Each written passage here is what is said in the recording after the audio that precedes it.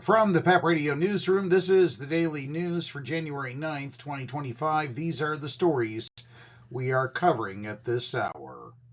Federal immigration officers shot and wounded two people in a vehicle outside a hospital in Portland, Oregon on Thursday, a day after an officer shot and killed a driver in Minnesota, authorities said. The Department of Homeland Security described the vehicle's passenger as a Venezuelan illegal alien affiliated with the transnational Tren de Aragua prostitution ring who had been involved in a recent shooting in Portland. When agents identified themselves to the vehicle occupants Thursday afternoon, the driver tried to run them over, the department said in a written statement. Fearing for his life and safety, an agent fired a defensive shot. The statement said the driver drove off with the passenger fleeing the scene. There was no immediate independent corroboration of those events or of any gang affiliation of the vehicle's occupants.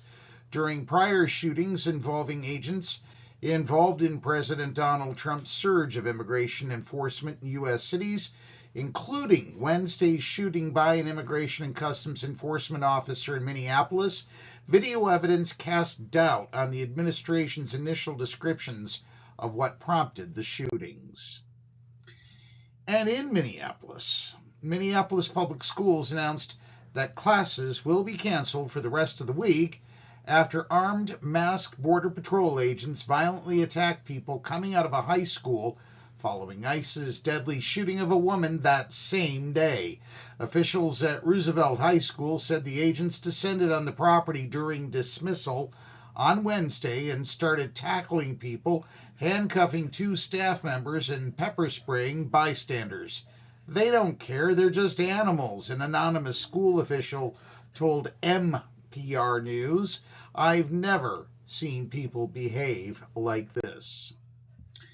U.S. officials have discussed sending lump sum payments to Greenlanders as part of a bid to convince them to secede from Denmark and potentially join the United States, according to four sources familiar with the matter.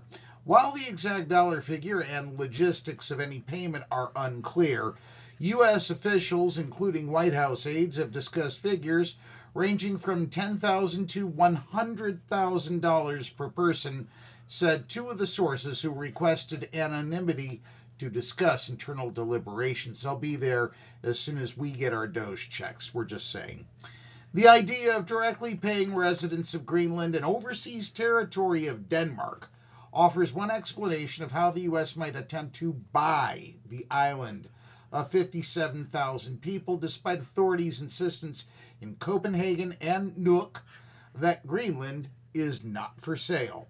The tactic is among various plans being discussed by the White House for acquiring Greenland, including potential use of the U.S. military, but it risks coming off as overly transactional and even degrading to a population that has long debated its own independence and its economic dependence on Denmark. Enough is enough. No more fantasies about annexation, Greenland's Prime Minister Jens Frederik Nielsen wrote in a Facebook post on Sunday after U.S. President Donald Trump again told reporters the U.S. needed to acquire the island. Turning to Pennsylvania news, bones and skulls visible in the back seat of a car near an abandoned cemetery on Philadelphia's outskirts led police to a basement filled with body parts, which authorities say were hoarded by a man now accused of stealing about 100 sets of human remains. Officers say a Tuesday night arrest culminated a months-long investigation into break-ins at Mount Moriah Cemetery, where at least 26 mausoleums and vaults have been forced open since early November. Investigators later searched the Ephrata home and storage unit of Jonathan Christ Gerlach, age 34, and reported finding more than 100 human skulls, long bones, mummified hands and feet, two decomposing torsos, and other skeletal items. They were in various states. Some of them were hanging, as it were. Some of them were pieced together. Some were just skulls on a shelf. Delaware County District Attorney Tanner Rouse said. Most were in the basement, authorities said, and they also recovered jewelry believed to be linked to the graves. In one case, a pacemaker was still attached. That's the news for this hour. If you are watching our news videos on YouTube, please be sure to subscribe to our channel. PEP Radio is available on the Live 365 app, the PEP Radio page at paequality.com, Roku, and Alexa. Up next, we have the Meadville area weather forecast here on PEP Radio.